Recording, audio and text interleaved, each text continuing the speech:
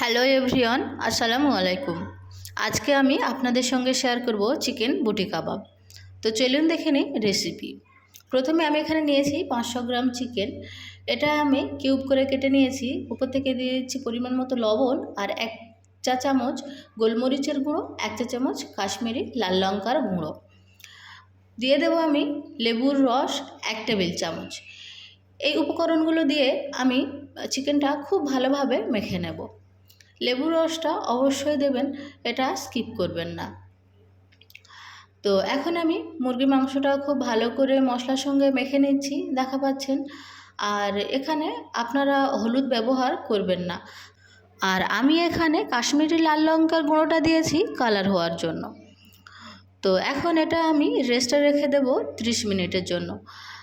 আমি ওভেনের উপরে একটা ফ্রাইং প্যান বসিয়ে দিলাম আর সেটাতে দিয়ে দিলাম কিছু রান্নার তেল।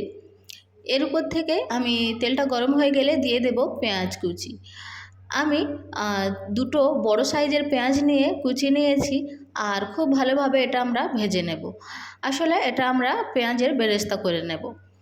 তো যারা বেরেস্তা পারেন তারা তো জানেনই, আর যারা বেরেস্তা পারেন না তারা দেখে নিন। এটা কিছুই না, জাস্ট পেঁয়াজটা একটু ভালো করে ভেজে নিলে রেডি হয়ে যায় আমাদের পেঁয়াজের বেরেস্তা। তো আপনাদের সুবিধার্থে আমি একটু অন ক্যামেরা ভেজে দেখিয়ে দিচ্ছি।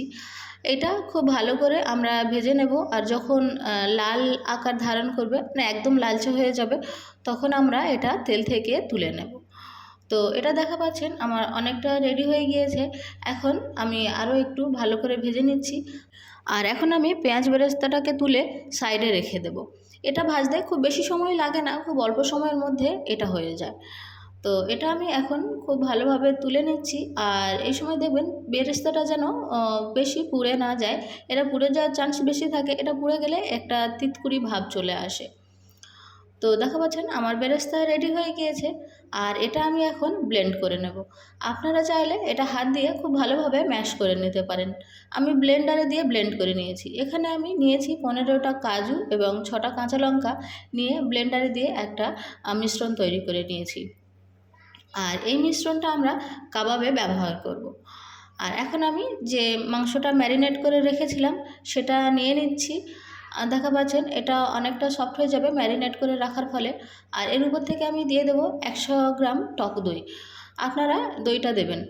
100 গ্রাম টক দই আমি ভালোভাবে ফেটে রেখেছিলাম আর সেটাই দিয়ে দিচ্ছি। এরপরে আমি যে কাজু এবং কাঁচা লঙ্কার পেস্টটা তৈরি করে রেখেছিলাম সেটা দিয়ে দেব 2 টেবিল চামচ। বাকিটা থেকে যাবে, ওটা আমরা পরে কাবাবের মধ্যে ব্যবহার করব। আর এরপরেই দিয়ে দেব যে বেরেস্তাটা আমি ব্লেন্ড করে রেখেছিলাম, আপনারা হাতের সাহায্যে ম্যাশ করতে পারেন সেই বেরেস্তাটা। আমি বেরেস্তার ব্লেন্ড করাটা এর মধ্যেই দিয়ে দিচ্ছি 2 টেবিল চামচ। আর এরপরে দিয়ে দেবো আমি লাল লঙ্কার গুঁড়ো 1 চা চামচ, জিরা গুঁড়ো দেবো 1 চা চামচ, গরম মশলা দেবো 1/2 চা চামচ।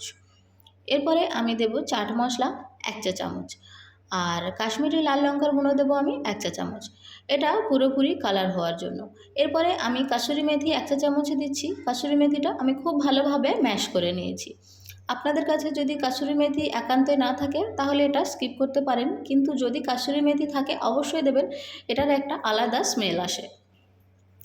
তো সবগুলো উপকরণ দেওয়া হয়ে গেলে আমি খুব ভালোভাবে চিকেনটা মশলাগুলোর সঙ্গে মেখে নেব। আপনারা চাইলে হাত দিয়ে খুব সুন্দরভাবে মেখে নিতে পারেন। আমি এখানে একটা চামচের সাহায্যে ভালোভাবে মেখে নিচ্ছি। আর মাখা হয়ে গেলে আমি আর এটা রেস্টে রাখছি না, আপনারা চাইলে 5-10 মিনিটের জন্য এটা রেস্টে রাখতে পারেন। এরপরে আমি যে কাবাবের সরু কাঠিগুলো হয়, কাঠের কাঠি, আমি সেটার মধ্যে এইভাবে গেড়ে গেড়ে দিচ্ছি মাংসগুলো। দেখা পাচ্ছেন এটা যেহেতু বোনলেস, খুব সহজে এটা এই কাঠির মধ্যে গেড়ে যাবে। তো এইভাবে আমি সবগুলো মাংস রেডি করে নেব। আর আপনারা যদি চান মশলা মাখানোর পরেও আরও 10-15 মিনিট বা 5-10 মিনিট একটা টাইম রেস্টে রাখতে পারেন, সেক্ষেত্রে মশলাটা খুব ভালোভাবে ভেতরে ঢুকে যাবে। তবে খুব বেশি প্রয়োজন নেই, যদি আপনাদের ইচ্ছা হয় তাহলে। তো এখানে আমি সবগুলো মাংস রেডি করে নিচ্ছি।